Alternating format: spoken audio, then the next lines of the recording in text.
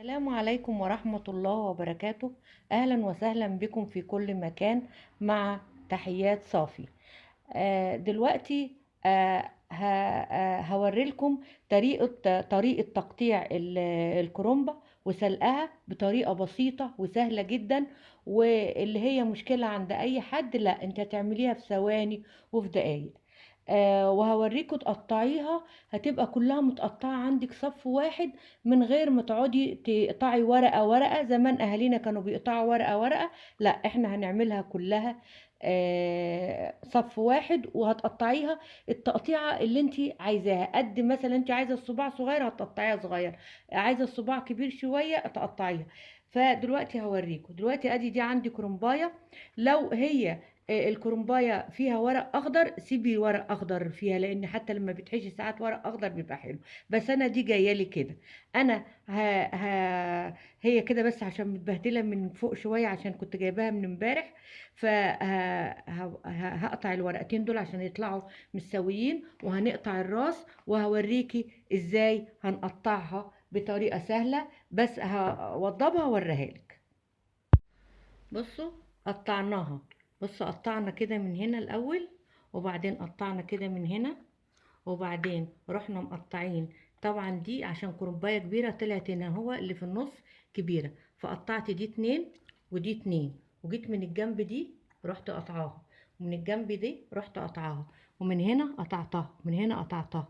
وانت بتحشي لو لقيتي مثلا لما تاخديهم لقيتي مثلا كبيره عن العدد اللي انت عن السمك اللي انت عايزاه، او على المساحه اللي انت عايزاها، ممكن تصغريها. بس انا بوريكي. بصي دول كلهم هيطلعوا حته واحده اهو، قطعناه كلهم حته واحده، ودي هتطلع كلها حته واحده، ودي هتطلع كلها حته واحده. الحتت اللي تحت بقى دي اللي عند الراس دي هناخدها، هنستعملها بقى في السلطه، هنستعملها في الكولسلو، هنستعملها في حاجات كتيره مش هنرميها. عرفتوا بقى؟ هتبقى ايه؟ هتبقى جميله جدا. وانا هاخدهم كلهم واحده واحده، وحطهم لكم ارصهم لكم وتشوفوه. بصوا قطعتها اهي كلها اهي. بصوا دي كلها اهي مستويه كده كلها، ودي ودي ودي لو حسيتي ان هي كبيره ممكن تقطعيها على قد الصباع اللي انت عايزاه الصغير. ودي اهي ودي. بصوا بقى القلب بقى ده طلع. دي مش هنرميها، دي بتبقى جميله ومسكره وحلوه قوي، بتنفع في السلطه بدل الكابوتشا. والله مسكره وجميله جدا. وممكن لو عايزه تخلليها خلليها مع مثلا بعد ميه اللفت، او اعمليها في السلطه. يعني مش هرميها، هتبقى اهي. بص هي دي اللي طلعت منها، بس كله مستوي. هنعمل ايه بقى؟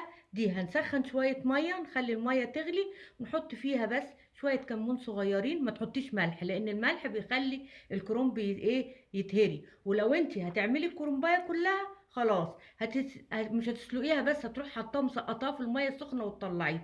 لو انت برضو هتفرزنيها تروحي يا دوبك مطلعه حطاها في الميه السخنه وتطلعيها على طول وتصفيها بس. ادي هي دي اهي تقطيعها. خد حاجه؟ ما خدش اي حاجه خالص.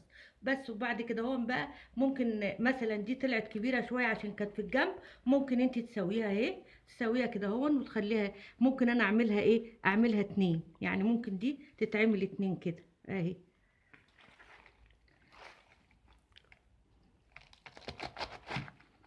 اهي يعني. وانت بقى دي بتاعتك انت. اذا كانت كرنبايه صغيره على فكره ممكن تسلقيها وهي سليمه، بس ايه تعملي الراس، ودي هتبقى جميله جدا يا جماعه في السلطه. ما ترموش اي حاجه، سهله كده جدا اهي وكويسه. بصوا يا جماعة، وبعد ما هنسلقها ان شاء الله هناخد بقى ورقة ورقة، ونبتدي نحشي. وهوريكم بعد كده ازاي هنحشيها ونعمل الخلطة. بس بقى في فيديو تاني علشان ما اطولش عليكم في الفيديو ده. وهوريكم ازاي نحشي ونعمل الخلطة. وانت لو عايزة الخلطة، انا عاملة الخلطة في فيديو بتاع محشي الكوسه والبتنجان.